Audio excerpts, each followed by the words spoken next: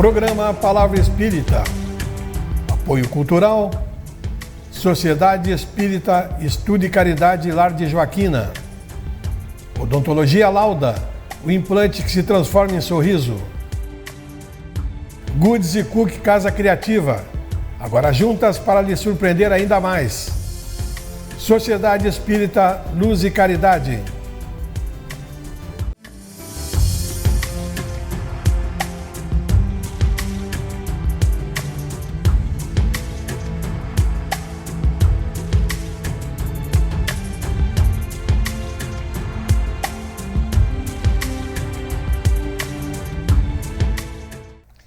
Estamos iniciando pela TV Santa Maria, canal 19 da NET, mais um programa Palavra Espírita, agradecendo aos nossos apoiadores culturais, Sociedade Espírita Estudo e Caridade Lar de Joaquina, Odontologia Lauda, o implante que se transforma em sorriso, Goods e Cook Casa Criativa, agora juntas para lhe surpreender ainda mais, e Sociedade Espírita Luz e Caridade, situada na rua João Schwetz, 181, no bairro Rossato, aqui em Santa Maria. Pois eu vou iniciar a minha fala de hoje fazendo uma pergunta a você que me assiste. Você, mesmo sendo espírita, já parou para pensar mais aprofundadamente sobre a lógica da reencarnação? Você já pensou se esquecer as encarnações anteriores mais ajuda ou mais atrapalha, ou se antes de reencarnar, por exemplo, escolhemos as condições para voltarmos a este mundo? Ou ainda, por que algumas pessoas reencarnam com deficiências físicas e neurológicas? Você já parou para pensar sobre alguns desses temas? Ou você é, digamos, reencarnacionista, mas não se aprofundou em nenhum deles? Pois é exatamente sobre isso, é sobre reencarnação e suas particularidades que eu vou falar no meu programa de hoje. Vou começar pelo apagamento da nossa memória dos acontecimentos das vidas passadas, ou seja, por que não lembramos o que fomos e o que fizemos nas vidas anteriores? Em primeiro lugar, é bom que se diga, a vida verdadeira é a vida do espírito e não a do corpo. E em sendo assim, o nosso cérebro é o computador do corpo na versão atual, não podendo, portanto, guardar lembranças de fatos acontecidos quando o espírito habitava outro corpo e possuía um outro cérebro, ou seja, trata-se de uma causa fisiológica, consequência direta da materialidade do nosso invólucro, do nosso corpo e da nossa pouca evolução moral e espiritual. É importante dizer que as lembranças do passado, da vida do espírito, não se apagam na memória espiritual. À medida, porém, que o espírito se depura e evolui nos aspectos moral e espiritual, vamos tendo mais possibilidades de ter sinais de lembranças pretéritas, sem prejuízo da nossa vivência atual.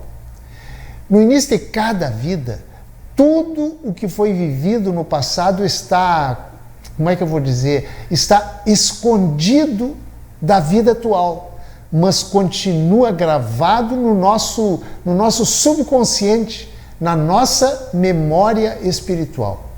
E é sobre essa base que a cada nova vida, através de lições repetitivas, que nós continuamos a construir o edifício da nossa personalidade. Por exemplo, é no período da adolescência e da juventude que o homem vai acordando, digamos assim, e revelando paulatinamente a sua verdadeira personalidade, ainda não manifestada aos olhos do mundo.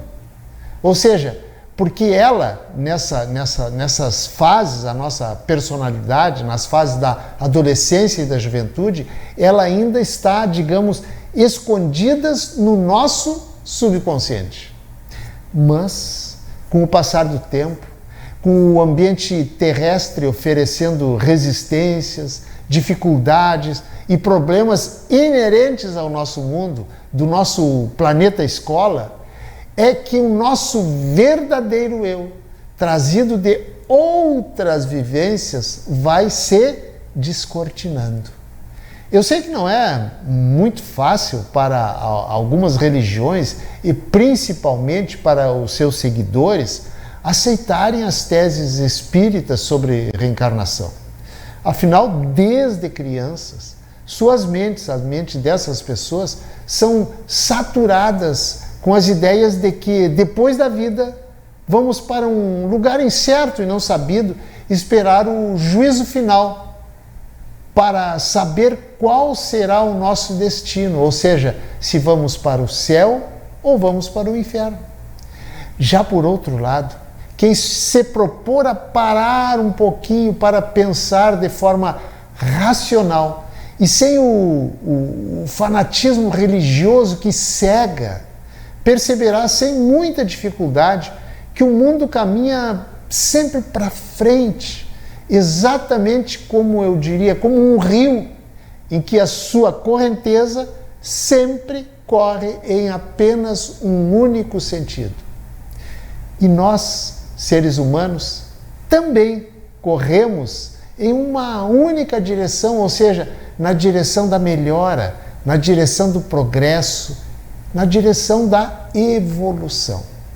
E por falar em progresso e evolução, se você se detiver um pouco na história e nas transformações do nosso planeta ao longo dos milênios, você vai perceber que ele se transforma e evolui constantemente e indefinidamente. Você vai perceber que hoje habitamos um planeta completamente diferente e muito melhor do que ele era há 1 milhão de anos. E há 1 milhão de anos atrás ele era completamente diferente do que ele era há 3 milhões de anos, e assim sucessivamente. Ou seja, desde o seu surgimento, ele não parou nunca de se transformar, de melhorar e de evoluir. Pois conosco, seres humanos, acontece a mesma coisa. Temos corpos perecíveis que, de alguma forma e por algum motivo, morrem.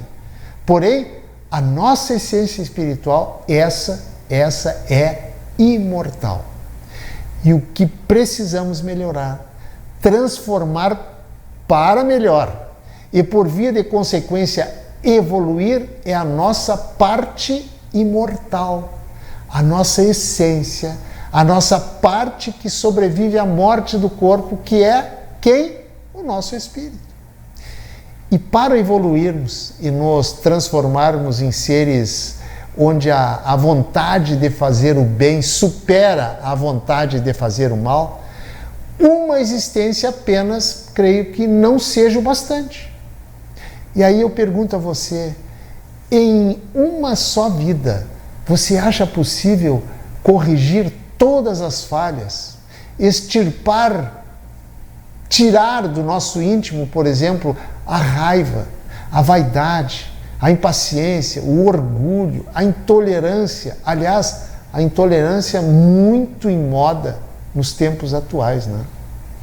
Será que em uma só existência você consegue corrigir todas essas falhas, todas essas imperfeições? Eu, particularmente, penso que não. Não sou capaz disso, tenho certeza que não. Some-se a isso a disparidade de tempo que cada um teria para corrigir essas falhas, na medida em que cada um tem um tempo de vida diferente um do outro, em se falando de vida útil. Ou seja, para uns a morte chega bem depois e para outros chega bem antes. E mais, porque algumas pessoas nascem e convive em famílias estruturadas e harmoniosas que lhe oferecem acesso à cultura e outras facilidades que muitas vezes só o dinheiro é capaz de proporcionar?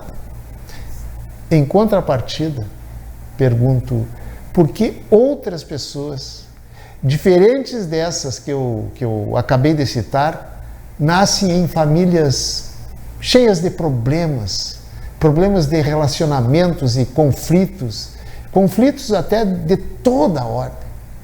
E pior que isso ainda, porque uns já nascem portadores de doenças graves, tendo como destino passar suas vidas inteiras em cima de uma cama?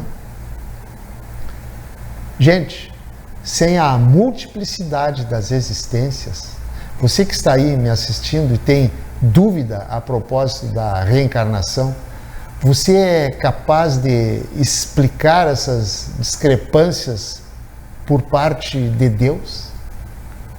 Será que Deus, nesse momento, seria tão injusto a ponto de permitir tão discrepantes diferenças para com os seus filhos amados, que somos todos nós? Ou será que isso acontece porque Ele, nesses momentos, Ele, Deus que eu digo, de repente, nesses momentos em que nascem pessoas desprovidas da mesma, entre aspas, sorte de outras, esse Deus estava distraído, quem sabe, ou viajando, ou mesmo em férias, em outros universos, e no seu lugar tenha ficado um substituto meio desatento, um tanto desorganizado no que tange ao destino de cada ser humano? O dia em que nós compreendermos que o espírito ou a alma, como você quiser definir a nossa essência, é imortal, ou seja, sobrevive à morte do corpo físico, e que o nosso planeta Terra é uma escola para almas aprenderem no exercício da prática e evoluírem, principalmente no aspecto das emoções, nós estaremos dando um passo gigantesco para nos tornarmos seres melhores, espiritualmente falando, na medida em que a cada nova experiência na carne e enfrentando e dominando cada vez mais as nossas fraquezas e também minimizando cada vez mais os nossos defeitos, iremos, tal qual os alunos das nossas escolas de ensino fundamental e médio, adquirindo mais conhecimento, mais experiência e mais discernimento sobre o que é certo e o que é errado. E, por via de consequência, evoluindo no aspecto espiritual e moral. Gente, Deus, para usar uma expressão da moda, Deus não passa pano em ninguém, não passa a mão na cabeça de ninguém, ama a todos indistintamente e da mesma forma e intensidade. Por isso, Deus não privilegia quem quer que seja e também não castiga ninguém. Nos darmos bem ou nos darmos mal nesta vida, praticarmos o bem ou praticarmos o mal, sermos dóceis ou sermos violentos e tantas outras antíteses de comportamentos comuns à humanidade toda, depende somente de quem? Somente de nós, do patrimônio pessoal acumulado em cada vida e das nossas experiências passadas e armazenadas no nosso subconsciente. Tentando explicar melhor, na nossa viagem no tempo, cada um de nós traz, como eu diria, traz uma mala que com o passar das vivências vai se enchendo do fruto, do resultado das nossas ações. Ou seja, a cada vida que passa, nós voltamos através da morte do corpo e apenas do corpo físico, a morte do corpo físico, para a nossa verdadeira pátria, a pátria espiritual. E é lá que nós fazemos, com a ajuda dos nossos amigos do plano maior, um balanço, digamos, uma análise do que nós adicionamos na mala da vivência que acabou de terminar. Nessa mala, que contém o acumulado desta última passagem, também a passagem das anteriores estão acumuladas nessa mala, é que esse produto todo nos servirá de bússola, de indicativo para o que precisamos melhorar, o que precisamos aperfeiçoar e também o que precisamos banir, eliminar de nós mesmos, relativos ao nosso comportamento e às nossas atitudes, visando a próxima vinda ao mundo material, o que significa dizer que cada vida é uma continuação e, por que não dizer, uma consequência em cima do que foi construído lá no passado. Lá no outro lado da vida, nos preparamos com a ajuda dos espíritos amigos para o próximo mergulho na vida material, aqui no nosso planeta escola. Nessa mala que eu usei como uma metáfora para ilustrar o que eu quero dizer, nós encontramos nela o material do nosso passado já adquirido e fazendo parte das nossas aquisições. Pois esse material nós utilizamos para construir o presente. E no presente, juntamos esse velho material trazido do passado com um outro novo material adquirido nesta nova experiência que estamos vivendo para construirmos o quê? Para construirmos o futuro. Sempre melhor, se quisermos. Sim, se quisermos, pois que Deus nos dá a liberdade para agirmos como quisermos. Aliás, Ele nos dá liberdade total, pois somos donos da nossa vontade através da nossa liberdade de escolha, também conhecida por livre-arbítrio. Em outras palavras, somos responsáveis pelos nossos atos, tanto os bons quanto os ruins. Mas em contrapartida, toda a liberdade pressupõe o quê?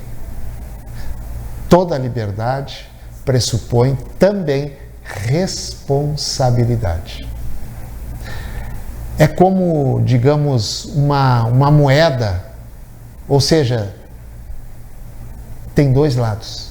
De um lado a liberdade e do outro lado a responsabilidade pelos nossos atos resultantes dessa nossa liberdade. Por isso, você é livre, aliás, totalmente livre para fazer gastar o lado da moeda que representa a liberdade. Mas atenção, atenção, não esqueça jamais o outro lado da moeda, ou da responsabilidade. Pense nisso. Muito obrigado, um abraço e até o nosso próximo encontro. Tchau. Programa Palavra Espírita. Apoio Cultural. Sociedade Espírita Estudo e Caridade Lar de Joaquina. Odontologia Lauda. O implante que se transforma em sorriso. Goods e Cook Casa Criativa. Agora juntas para lhe surpreender ainda mais. Sociedade Espírita Luz e Caridade.